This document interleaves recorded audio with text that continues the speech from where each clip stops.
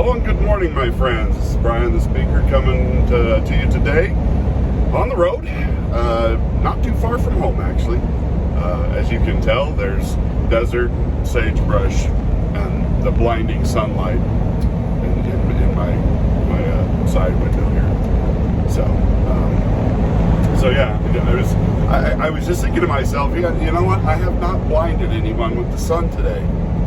I need to get on that. Anyway, so we're rolling towards home here, and I just had some random thoughts that I wanted to share with the whole class. And it really is about some things that I've been seeing. I'm just a little curious about, and I wonder if anybody else is experiencing this. As I've been scrolling through YouTube videos to watch and look at my feed, there seems to be these little short videos that are like that go crossways instead of up and down like the regular ones. And for some reason, I don't quite understand, the algorithm seems to think that I have an extreme fascination with popping pimples and poking pus-filled boils and removing growths, and it's like I've been trapped in a dermatologist's nightmare. I just wonder if anybody else is experiencing this, because I was a teenager once, and like we all do, except for those of you who are very lucky and you know who you are and I hate you. You didn't experience pimples, but I did, and I didn't like popping my own pimples or dealing with that stuff. I really don't want to see it on YouTube or on my phone ever. But apparently I need to do something to make the algorithm go, oh, he wants to look at baskets of puppies, not pimples. Anyway, so there's that. And then I was thinking about Buck Rogers. And what a great TV show Buck Rogers was back in the 80s. I don't know if you guys remember Buck Rogers. It was fantastic. So good. And truly horrible all at the same time. Let me tell you what I mean by that. I'm on the fan pages for Buck Rogers in the 25th Century on Facebook and YouTube and everywhere I can find it, because I grew up watching Buck Rogers. I love Gil Gerard and Aaron Gray as Wilma Deering. Oh, she was yummy. I mean, what do you say? What do you say about Aaron Gray? She was just smoking hot. She's one of the first, women I ever had a crush on as a child.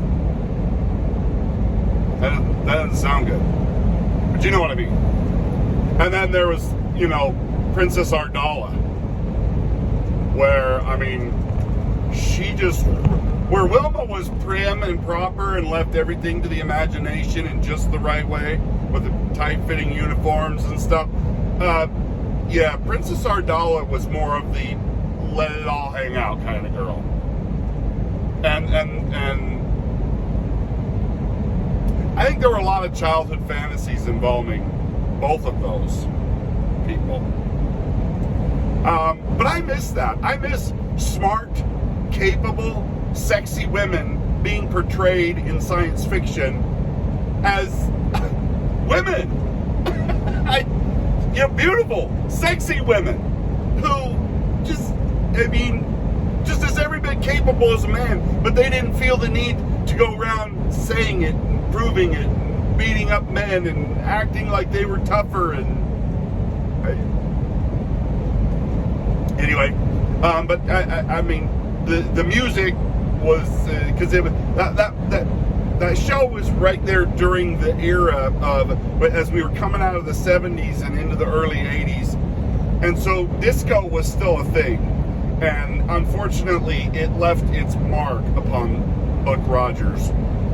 And disco has aged not really like a fine wine, but more like milk. It's been left out in the sun for 40 years. So, so it suffers from disco fever, and the fever killed it. It was like 300 degrees or something. Anyway. But I mean, other than that, I love Dr. Ewer. I mean, I know all these names off the top of my head. I don't have to go look them up. Dr. Ewer, there was Twiggy. I love Twiggy. Beanie. Oh yeah, that was awesome.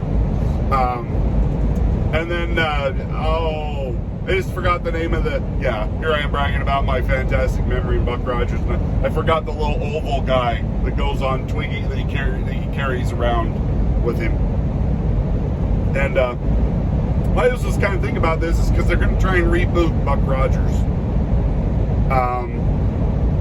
But nobody knows which Buck Rogers they're going to use, because the story that they used in that was different than like what the comics and the light novels and stuff was. He was kind of a different character. And I'm sure they're just going to ruin literally everything in it. So, I mean, I'm just glad I still have the original Buck Rogers to go back and watch. But yeah, Thermopolis, Dr. Thermopolis, that was the guy's name. I knew if I gave my brain a couple of minutes, the wheels would just keep spinning until it came up lemons instead of like lemon, pineapple, and bar.